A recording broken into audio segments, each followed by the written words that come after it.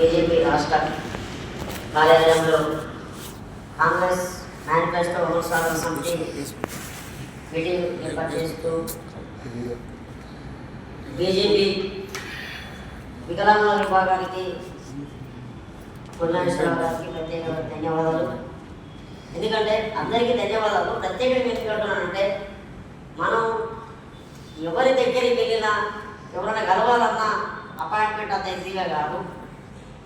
మన గురించి పొద్దున్న లేస్తే నిత్యం ఇక్కడ ఉన్నారు ప్రతి ఒక్కరూ పోరాటం చేస్తూనే ఉన్నారు. మన 150 నుంచి 200 సంఘాలు వికలాంగుల సంఘాలు ఉన్నాయి రాష్ట్ర వ్యాప్తంగా. ఏ ఒక్క సంఘానికి కూడా నిమ్మకు నీరెత్తినట్టే ఉన్నారు, నిద్రపోతూ ఉన్నారు. ఎందుకంటే అంటే ఈ వికలాంగులు పోరాడితేనే పింఛను పెరుగుతుందా? ఇంటికాడ ఉండేటోళ్ళు తెలియదా? ఆ పేరుకు మీ వికలాంగుల సంఘం అని చెప్పుకుంటే ఎంత ఒక 5 10 వేసుకొని తిరుగుతుంటారు. అది కరెక్ట్ కాదు. ఇంకొకటి ఏంటంటే, గత రోజుల నుంచి మేము ప్రోగ్రాం చేస్తూనే ఉన్నాం. ఇక మా మరుగుజ్జు సంఘానికి వస్తే చైర్మన్ గారు రమ్మని చెప్పాడు.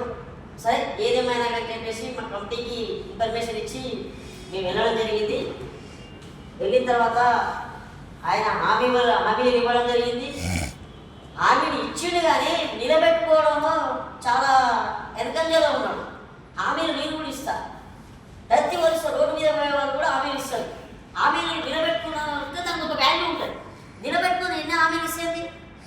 మన అంబేద్కర్ జయంతి రోజు కూడా కొంతమంది దివ్యాంగులతో పాటు నేను ఉన్నాను. అతను కూడా పిలిచి తెల్లారి పెద్ద పెద్దలతో ఫోన్ చేయించి నూరా నాగా కూర్చొని మాట్లాడాలని చెప్పేసి తనకు వాళ్ళ మిస్సెస్ కూడా నీకు గవర్నమెంట్ ఉద్యోగం రాసిస్తానంట. ఎట్లిస్తావా నీకు ఉద్యోగం? పేపర్ రాస్తానికి నీకు వాల్యూ లేదా? ఎట్లిస్తావు ఉద్యోగం? మాకు 20 పనులు ఇస్తాను హామీ ఇచ్చుడు. కనీసం మీరు ఏమన్నాడు? మమ్మల్ని రమ్మన్నాడు, కుదురు కూర్చోబెట్టాడు. మేడకాడికి పోతే నాకు సంబంధం లేదంటే అంటే పిచ్చోలేక పడతారు అన్నట్టారా?